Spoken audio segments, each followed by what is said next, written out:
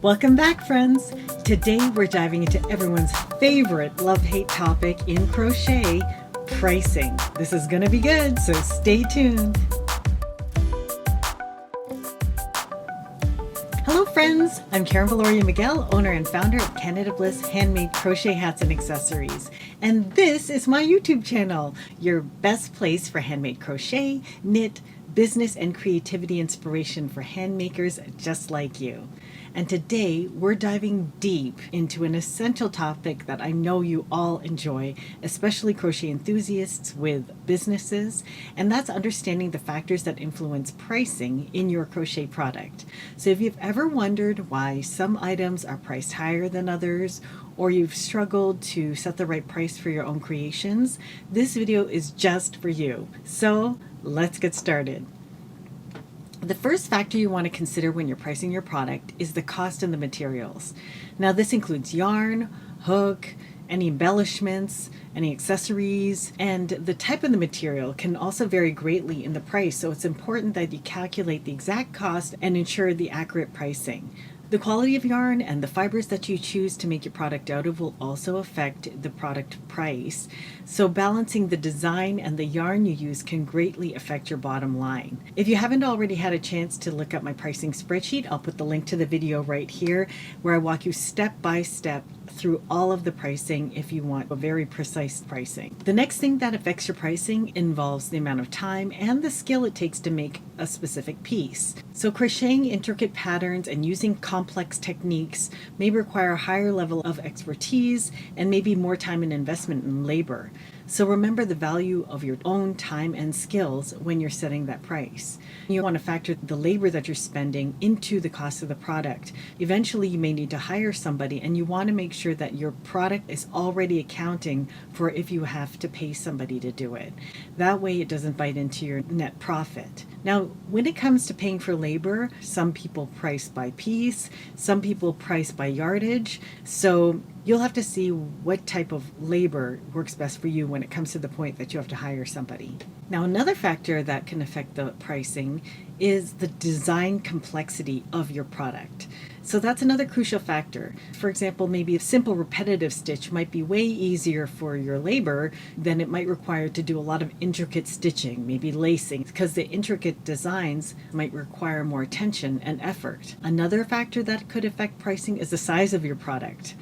The size of your product directly impacts pricing because, one, you're using more materials, like creating an afghan will for sure cost more than it does to make a pot holder or a coaster or a shawl. Therefore, it's important to factor in the size and the dimensions when you're determining your price. Another factor to consider in your pricing is customization and personalization.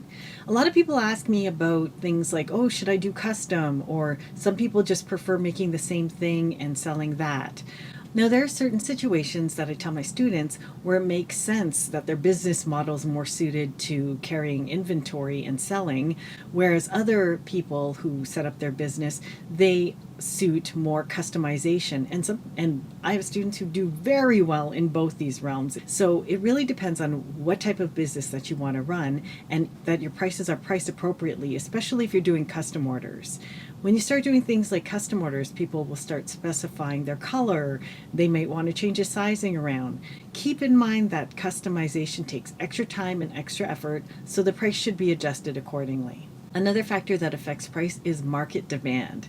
Basically, if there is a high demand for an item or it is highly sought after, it may warrant that you increase your price because it is highly in demand. This lends to the fact that it helps to research what products are hot if you're looking to carry items that are very popular. Now just be sure to offset it with not sacrificing originality of the things that you want to create with things that are just in demand so that you can make a quick sale. It's good to have a collection that's a balance between popular as well as shows off your creative license. Now, a great thing that happens when you're in business for a little while, or if something huge happens where you're promoted, is you can establish a brand reputation. And brand reputation has a huge impact on your product, especially if it's a good reputation, because you can increase your prices if you have a really well-established brand, or if it is perceived in a certain way, like a luxury brand or a premium product. then you could charge a premium price for your work. However, sometimes if it's just starting out, you're still trying to find a name for yourself, you have to find a balance between affordability and compensating your labor, as well as what's comparable to what you find other people are pricing on similar websites. For example, when I was establishing my brand, I priced it maybe a little bit higher because I chose higher quality fibers to make my products out of. And some of my items were going for about, I don't know, like $65. Eventually, when I established my luxury brand, then I was able to start charging over $100 for each of the pieces. That's an example of how it helps to have an established brand.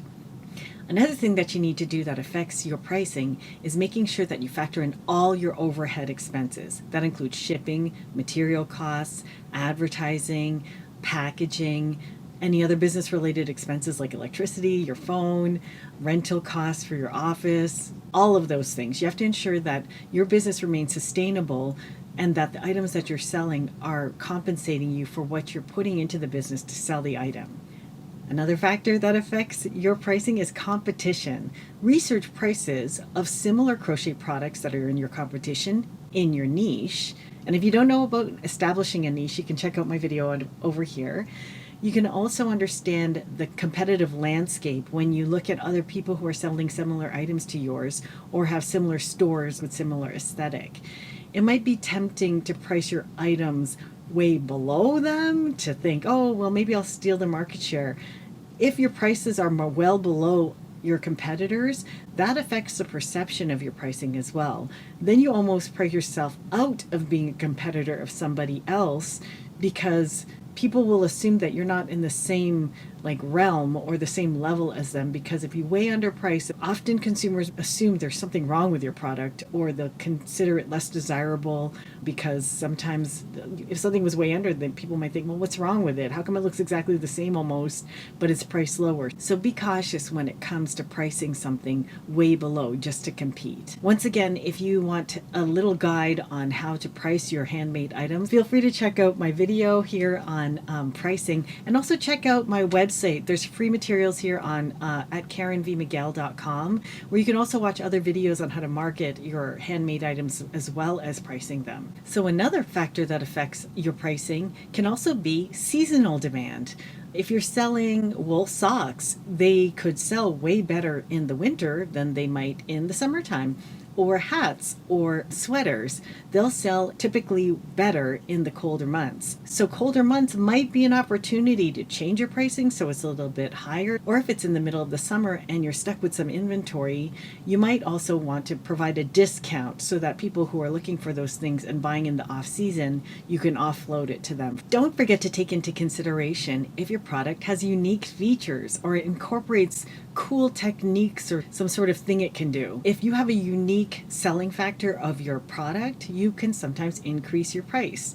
Like if it's adjustable, or if you have a rare kind of fabric or some one-of-a-kind thing that your product does, then sometimes you can add a little bit more to the pricing because of the complexity of it. One thing I highly encourage, but a lot of people ignore, is creating a story around your aesthetic and your product brand. A lot of people buy out of emotion and out of perception. So if you can create a aesthetic or a story around your brand where it's beautifully packaged, or they understand the journey that you've been on that brought you to where you are right now, oftentimes people are willing to pay a little bit of a premium for the history and the reputation of your product. So consider working on those things, like if you associate it with your blog, or if you have a YouTube channel, or if you create a personality around your product through you on social media. This helps a lot in establishing your brand and establishing your prices. The next thing that you want to consider with your pricing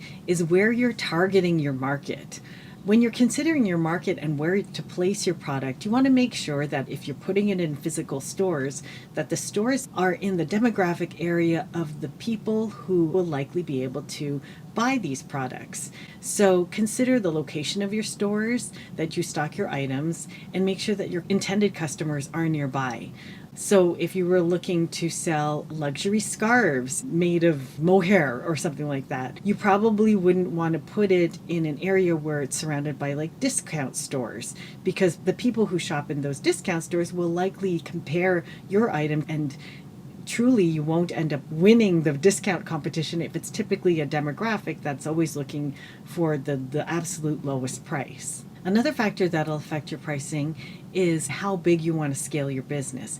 If you think that you would like to eventually sell wholesale, you're going to want to make sure that it's priced at a point where you're still making a profit, that when you sell it to the store, they can mark it up at least 100%. The price that you're selling it to the store, the wholesale price, you are still covering all your packaging, material, expenses, the price of your labor, and shipping fees. So everything, anything that you use to operate your business, you have to make sure that you still are covering all those things in your wholesale price.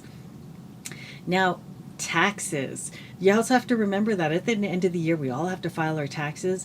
So you want to make sure you set some money aside so that you can be able to pay any taxes at the end of the year. This might affect your pricing as well. Well, friends, that's about it for today. That was quite a list, but I hope you found these factors to be helpful in establishing your pricing, or at least things that you can consider. Once again, once you have a good idea of how you'd like to proceed in your pricing, then don't forget to grab my spreadsheet and watch the video on how to establish a range for how much you should price your product. And also, if you'd actually like to learn more or you have any questions for me, don't be shy. Go ahead and book a call with me, and I could also help you with your business and your pricing and help you along in the growth of your business in my Handmade Sales Success Academy. Once again, friends, if you found this video helpful, don't forget to give it a thumbs up and also subscribe so that you never miss another video.